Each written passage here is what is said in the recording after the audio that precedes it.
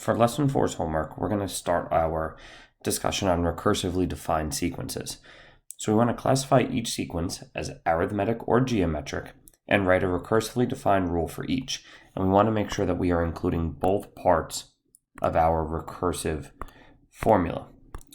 So if we talk first, just as a reminder, right? Arithmetic, we are adding/subtracting, and for geometric, we are multiplying. Remember, sometimes we recognize things as dividing, but for our purpose, we're going to always have to multiply by a fraction. We can't actually divide.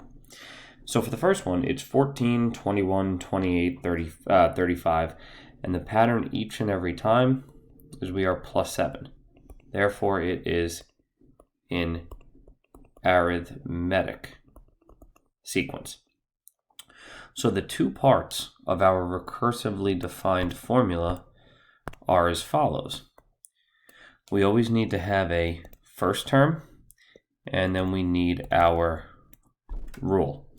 So if we go back to that first problem here, well, our first term is 14, and then a sub n, so if we want to find each previous term, or each future term I should say, we're going to take the previous term and add 7.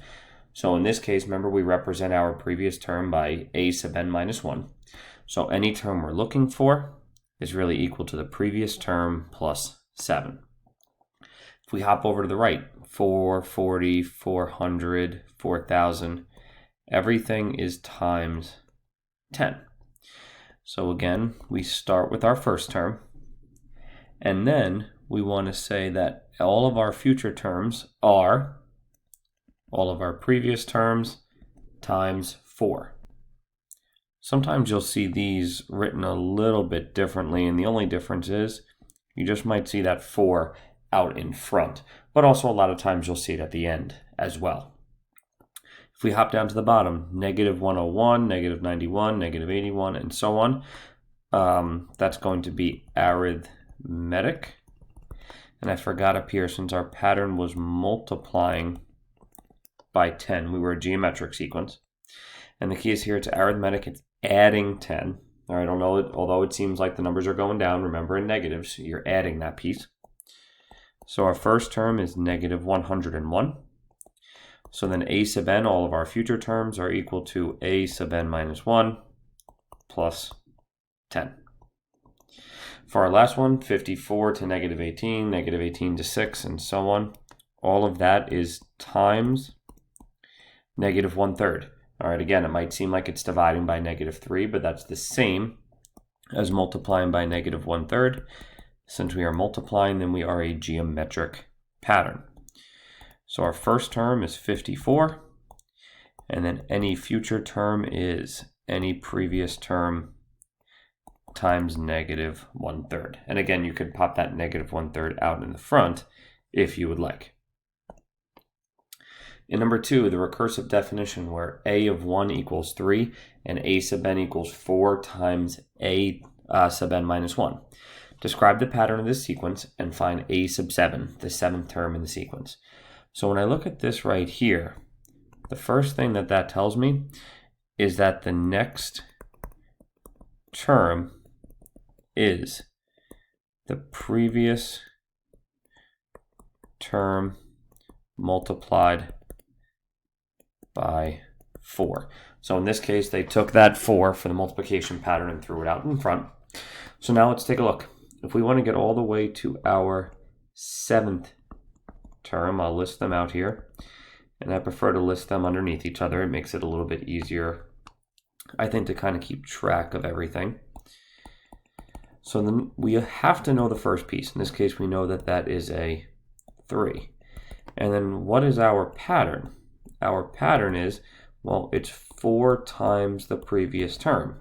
When we're looking for the second term, the previous term is going to be our first term, which in this case is 3, and 4 times 3 is 12. To find our third term, it's 4 times our previous answer, which in this case was 12. 4 times 12 is 48.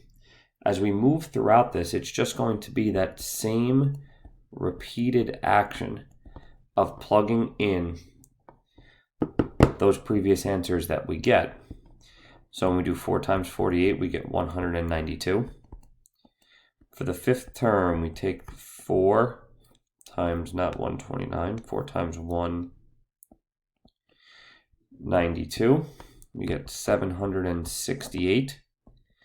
To get the sixth term, same thing, we just keep bringing it down. And you'll see our numbers in this case will get fairly large rather quickly, but nothing that we can't handle. And when we finally get down to our seventh term, we get 12,288. So you can see we can't get to the seventh term right away as we could in the beginning of the unit, but if we just stay patient with the pattern, then we can get ourselves down to the end. For number 3, write a recursively defined sequence that models the number of hexagons in the pattern. So as you see, every time we go here, there's 2, then 5, then 8. The pattern is we are adding 3 hexagons every time. So if we're going to write a recursive sequence, the first thing we say is, well, our first term, a sub 1, is 2 hexagons. And then the next term is going to be equal to the previous term plus 3. So these two parts, remember, both have to be there for our recursive sequence. Our first term is 2. Since our pattern is plus 3, we get a sub n equals a sub n minus 1 plus 3.